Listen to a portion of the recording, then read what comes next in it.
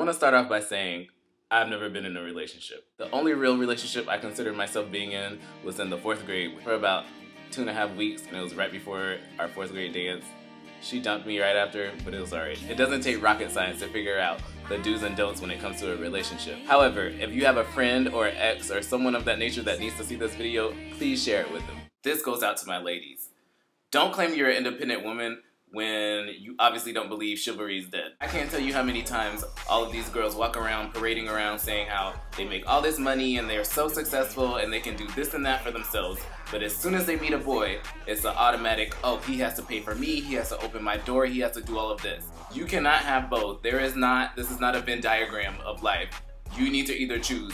Do you want to be pampered and be a fucking housewife, or do you want to be an independent woman and be a fucking 4th member of Destiny's Child? Both of you guys trade off on dates, whether it be you paying for a dessert and he pays for the entree or vice versa. With the way that society is changing nowadays, I feel like this is the easiest way to still remain independent but still show some kind of support or chivalry. I'm gonna be honest, I'm attracted to people that are douchebags and they play hard to get, and they don't like to communicate a lot. Sometimes it's cute for people to be ornery and, you know, beat around the bush, play hard to get, text you only a couple of hours at a time, you're on your toes. His ass isn't talking to you for a week, there's a problem. If he's saying, oh, my phone died, bitch, I know your ass has a laptop. This is what I don't get.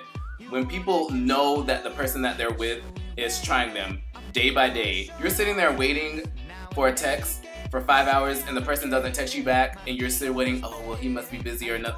No, chances are they don't want you and you don't need to be waiting around for that. Holding hands, little kisses on the cheek, that kind of stuff is really cute. But if I see you in the middle of class on top of each other groping and hunching, there is an issue. I can be on the bus. There's bitches making out. I can be at the movies and I'll hear random squeals and nasty shit going on. Caressing other bitches like you guys are Fabio and you're on the cover of a fucking novel. Unless you want to be a porn star, nobody wants to see you have sex. I know some people like the rush of, you know, oh my god, it's daylight and people are seeing me kiss this ugly ass bitch, but it's not worth it.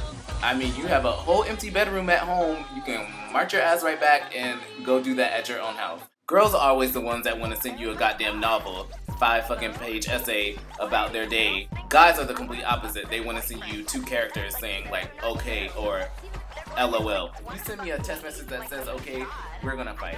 Because that's not, you could have said that to me in person and it was still giving me the same result as, bitch, you either don't want to talk to me or you're upset me or whatever, but I would rather you not respond than just send me a okay. And then there's that overbearing factor with the person just telling you too much information and it's just like, sweetie, like, save it please, at least let me get home to you or talk to you in person. By the time you get home to that person, they basically told you their whole life story and what they want you to put in their eulogy by the time they die. I wouldn't read that shit if I was that person, and I'm one of the nicest person you'll ever meet.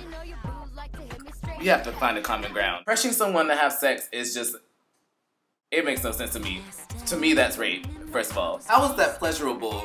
Like, having sex with someone while they're laying there and crying because they don't want to do the act. It mainly pertains to guys because for guys, it's more of a physical, like, oh, I gotta release and then that's done. And I know girls, it's more of an emotional thing. Like, they want you to read a bedtime story to them after, at least from what I hear. Obviously, I don't. There's a mutual respect that one should have for another person. If that person doesn't want to have sex with you, then get over it. That's supposed to be that moment, like, that's what you guys are saving up for. Like, don't ruin that. If you're gonna be in a relationship, you need to have ultimate trust with that person. Now, that's gonna come with time, obviously, because you can't just right out the bat the second day say, I love you, baby, because obviously there's something wrong with that. If I was ever in a relationship, I feel like I wouldn't need to show my significant other my cell phone because that person should be able to trust me and trust the activity that I'm doing with it. Not to say that people are insecure, but if you're constantly worrying about the person that is texting somebody else or doing inappropriate activity with somebody else, chances are that person is probably doing that and you don't want to be with that person. Let me see your phone. Who are these pictures? Something shady's going on. If you are that person sexting or doing all that kind of stuff, I'm not saying you should be doing that in the first place, but you need to watch what you do. At least delete your messages.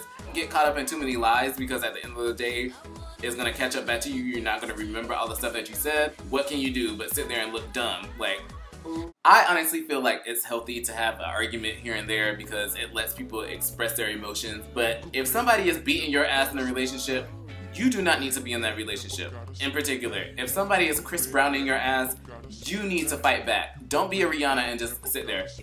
You're always taught, like, never fight back. You're supposed to sit there and let that person hit you and then call 911. Bitch, you better fight back with all your might. We have all these movies to teach you guys what to do. We have Enough by J-Lo. We have What's Love's Got to Do With It with Tina Turner. There are plenty of opportunities for you guys to mimic one of these hot bitches, and that goes by verbally too. Well, I'm not hitting her, but I'm just gonna cuss her ass out, and then it's a done deal. What if it only happens once or twice? If those thoughts are even going through their head in the first place, chances are they're thinking about that when they're not with you. No. Worry about the now, not the future. I can't tell you how many opportunities I personally missed out because I would always say, well, this person is leaving in the future, especially in a college area.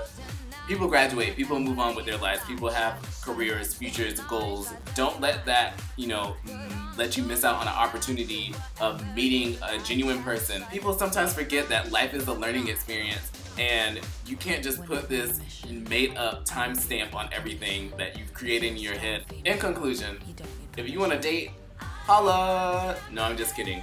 But seriously, if you guys agree with anything that I said, please leave a comment below in the Dropbox or share this video with someone that you like. Make sure you subscribe and follow me on Tumblr, Twitter, and Facebook. I posted the links below. With that being said, I hope you guys have an amazing weekend. Please be safe this July 4th. Don't be getting arrested like I used to. I didn't get arrested. Fail.